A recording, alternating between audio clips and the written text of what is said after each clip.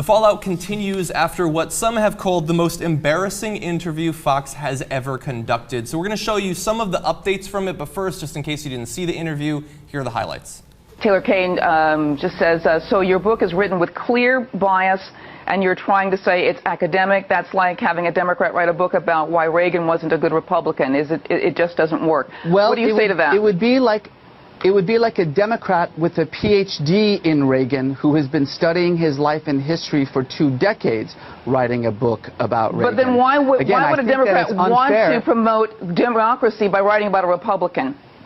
I see that the point is that... Ma'am, may I just finish my sentence for a moment, please?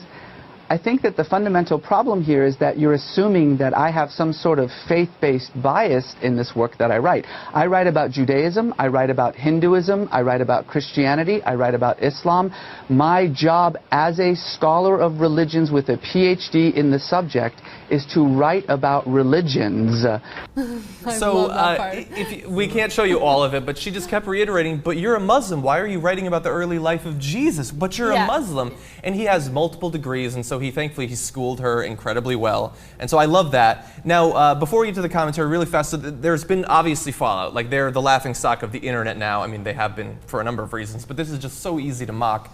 But now some people are coming out. They feel sorry for Lauren Green. She's the one who conducted the interview. And actually, one of them is Reza Aslan, the author. Let's watch. Look, I feel really bad for Lauren Green. Anybody, you know this, Alex, anybody on your show knows this, that Lauren was sitting there being yelled at by some producer in her ear, trying her hardest to figure out I'm getting how yelled to continue at right now. Go ahead. Exactly, you know.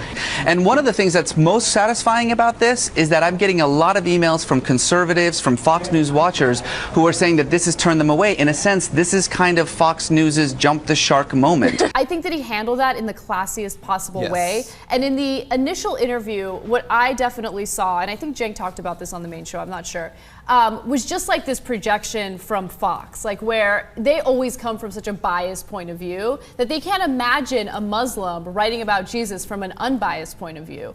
And I love all the different ways in which she asked the exact same question. So first, she asked from her own perspective, like, why would you as a Muslim want to write about Jesus? She's like, and I'm paraphrasing, and then she's like, but I'm reading this article and they're asking the same question. Why is it that you'd want to write about Jesus? Like, stop asking the same freaking question. Can I just say that I think this is why what we do here is so important, because yes, we do have something in our ear right now, but no one is barking directions at us, and everything that we say is coming out of our own brains, whether you agree with it or not.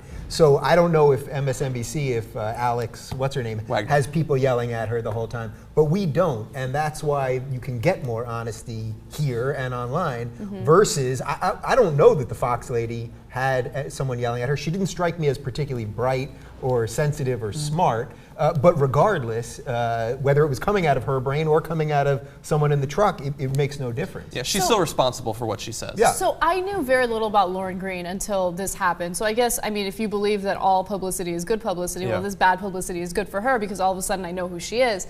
But she's Fox News's, like, religious correspondent. Yes. That's insane. Well, I mean, look, Why we would didn't you see need a religious correspondent? No, a correspondent that is, to some degree, an expert on religion, I suppose. The same way you might have a law correspondent or a business correspondent, I suppose. I'm trying to be fair. A law correspondent or a business correspondent is of importance and relevance.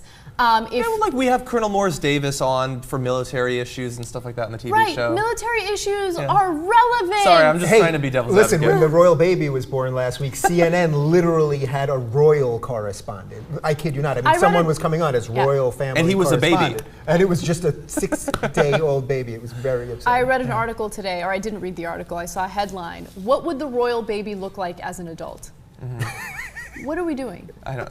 What's happening right now? Oh my God, I don't know. Well, maybe just interject the possible. I guess the usefulness of having a religious correspondent.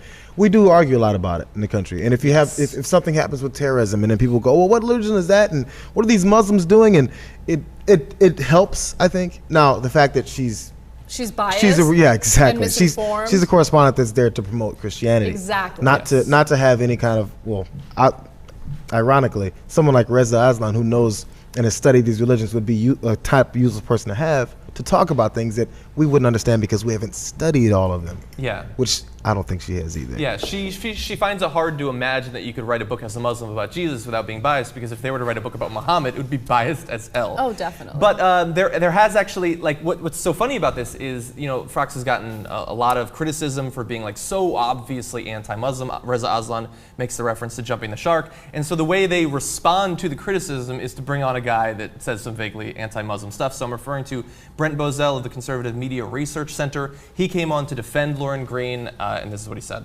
Well, I'll be the first one to stand up and applaud Lauren Green for the question that she asked. It was the exact correct question that needed to be asked. Look, this man was a Christian who converted to Islam, and she had every right to ask him, are you being, she's asking him, in fact, do you have a bias? Are you being influenced by your faith to write what you're writing? He should have, first and foremost, said, yes, I am.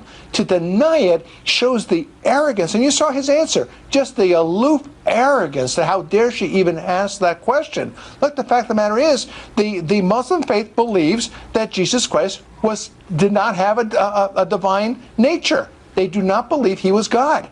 Therefore, if he is going to take the attitude, well, he's just a scholar, he just happens to be Muslim, that he really didn't care about this issue so much, he's not a very good Muslim.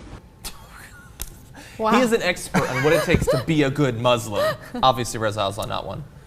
But it's also an example of Fox News rejecting education, because as Reza Aslan said, clearly, I have 4 degrees in religious studies. Like, I'm not some person who's just randomly pulling facts out of my ass. Like, he is a religious scholar. But it doesn't matter to Bozell, who is not a scholar of anything other than BS. You know what I mean?